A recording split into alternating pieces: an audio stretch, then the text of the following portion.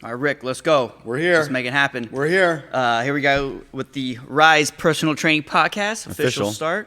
It's kind of crazy. I've been, I think, like 18 years now working as a professional coach.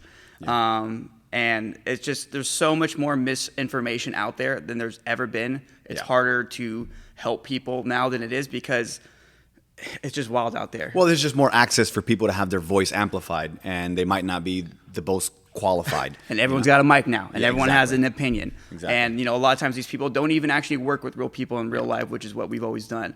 So it's really just, we want to be able to provide some value, provide some good information on even just the common questions our members are asking us all the time. Yeah. So, we can hopefully help direct them better. Yeah. So that's the whole point of the podcast. I want to make it short, quick, something that someone can listen to on the way to the gym or back. They ain't no 2-hour podcast. No, we just want to get right to the point.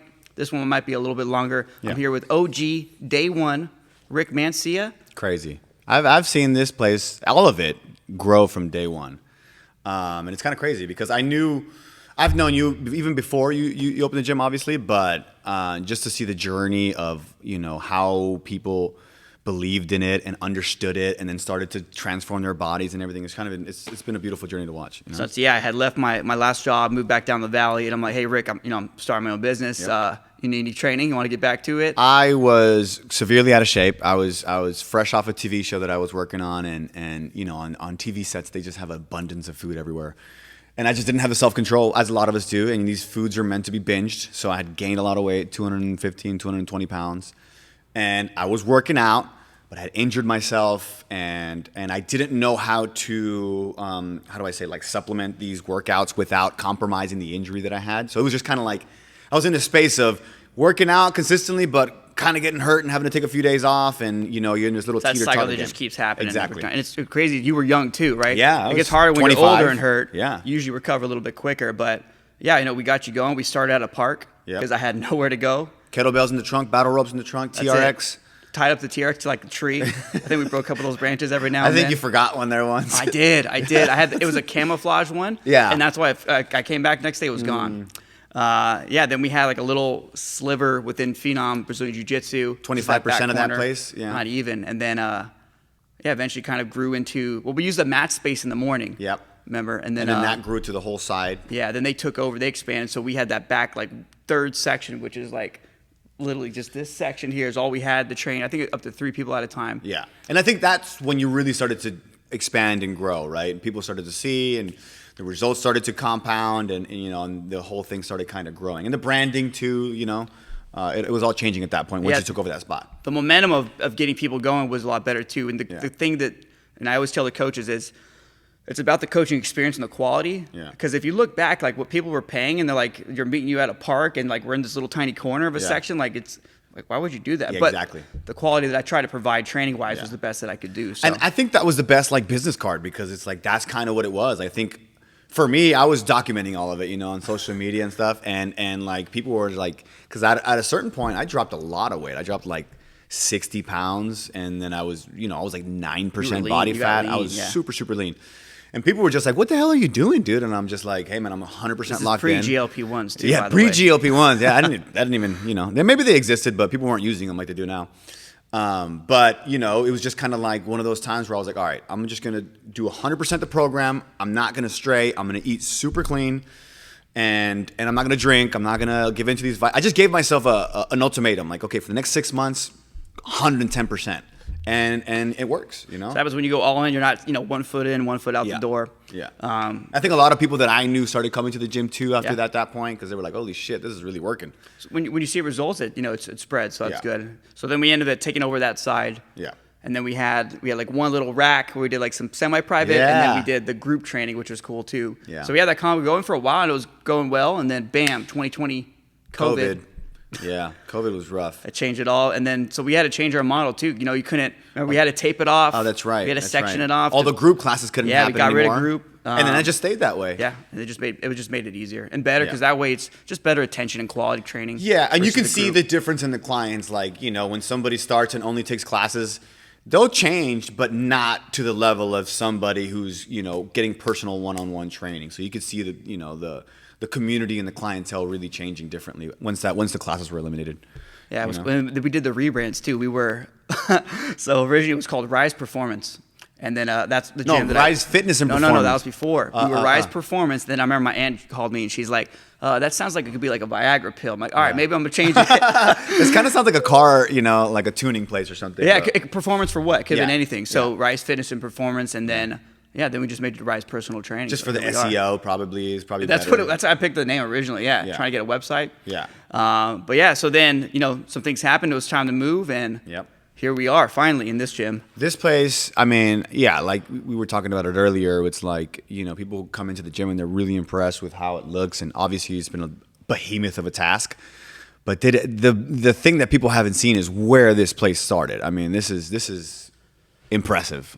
For a while, I couldn't even share that because of some other stuff was going on. But yeah, I'll have to post up some like before, like what we had to go Yeah, through. yeah. Man, that wasn't fun. Don't open a gym. But I mean, look at it now. And I think the only way you were able to get through it is because you naturally grew your gym where you had to change. You had to get the spot. We had no choice. You had no We choice. had to grow. So it's like I think a lot of businesses sometimes over leverage themselves, and then and that's how you get yourself in hot water because you don't have the clientele and you're moving to a space that can't support it. But I think you did it at the right time. It's all divine timing. Year 10. It's great, and that's exactly why we wanted to keep it why it's at. It's built out exactly how I wanted to deliver the best quality training we can. Because when it comes to all the different kind of training, and this could be even a separate podcast. Yeah. There's most people, if they want to start a fitness journey, what are they gonna do? They're gonna sign up at a gym. Yep. You have a gym membership still somewhere? You pay for it? Joshua Tree. Okay, well, at least you use it probably. Yes, sometimes when I'm out there. Because most people, what do? They go to a big gym. They're gonna sign up, and now you're paying for access. So guess what happens when now you're wandering a gym? Yep. You don't know what to do. No map. Yeah, it's chaos now. And Yeah. then we even from a consultation yesterday, she's like, I don't want to go there because literally everyone's just filming content too. Yeah. So it's and that's another layer that I haven't even thought of now, that there's a bunch of influencers, documenting their journey. Yeah, and it's intimidating, especially if you don't know what to do. Totally. You're gonna maybe try a machine. Yeah, maybe it's your not. first time Go find the training. treadmill in the corner. Yeah. And then you said something so simple to me once, and you're like, and it really resonated because you were like, the thing is that when you are just training, because I was doing this, you have a vague a vague destination. You're like, I just want to get fitter. What does that mean? I want to drop body fat. I want to gain muscle. What does that mean exactly? And then you're like, okay, I'm just gonna go to the gym. Okay, so you don't have a destination. You have a fuzzy destination. Like, I want to go somewhere, and then you have no roadmap to get there. It's just a simple thing. Yeah, random workouts are going to give you random results. As simple as that, right? When you have a program plan, it's like getting directions. How do I get here? Let's show you how to go. Versus, maybe I'll go make a right. Yeah. Do a U-turn over here. Yeah. So that's what random workouts You is might without get a some plan. results. You might. Especially if you're coming from zero, but there's going to be a plateau. And that's where I was at personally before I started here, Yep. So yeah, you got the gym. Then then eventually you don't go because no one even cares. They just care if you're paying. No one checks in, so then you disappear. Yeah. I feel like more than half our members, most people have a lot of membership people somewhere do. they're paying for because it's $10, $20 a month. Yeah. They don't care. Yeah. Then you kind of maybe do a group class or like a boot camp. Yeah. Which is fun. It's like high energy. Maybe you're gonna sweat.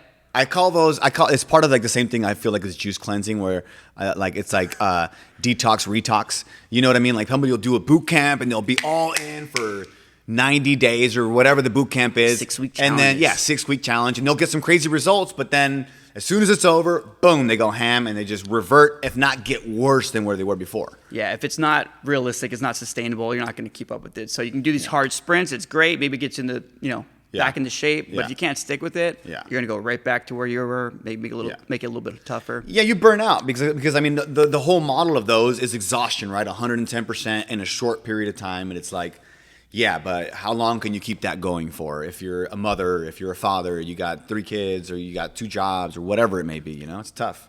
Yeah, and then like right where you just said, that's what most of the people that we work with, Yep. busy adults that don't have a lot of time. So when you got 2 or 3 hours a day, Yeah. 2 or 3 hours a week, there's only so much you can do. And so that we have to try to fit that all and make it work. And you can't be going to the gym every single day. It Yeah. would be nice, but Yeah. realistically, no one can do that anymore. And I think that's more about, that's the whole thing here, right? Get the most bang for your buck.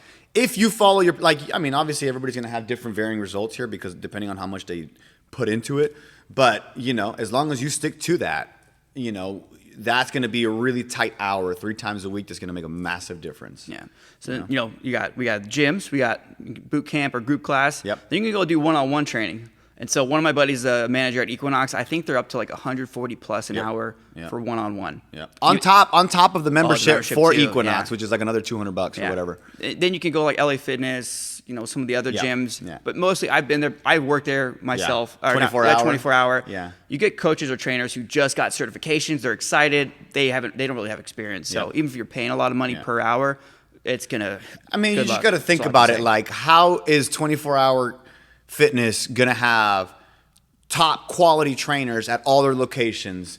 It's just not, they do have some great trainers. I'm sure. No, but I'm just saying. But usually you can't spread that across the whole country and make sure that it's just, you're not going to get it. You might have some good ones here and there, but usually they outgrow and they do what you do. They start their own thing. They open That's why we kind of made that this semi-private, where it's that in between of the high quality coaching that one-on-one can give with a little bit of the group atmosphere and make it affordable too. And I think it's just better because especially, this setup we got, everyone's got their own space, equipment, the tablets, which are nice, no more pen and paper. I think it's so funny. I was telling Sam the other day, I was like, when I first started, we had a clipboard that we would come into. Clipboard, man. And we had a pen and we would write our weights in, and you were logging this all, You know how many hours I would spend late at night till like 2-3 hours building but look, programs, I look at it like out. All that's compounds into this, right? Like all that effort, you figure out a way. Like, okay, how do we note these weights, right? How do we take keep track of them?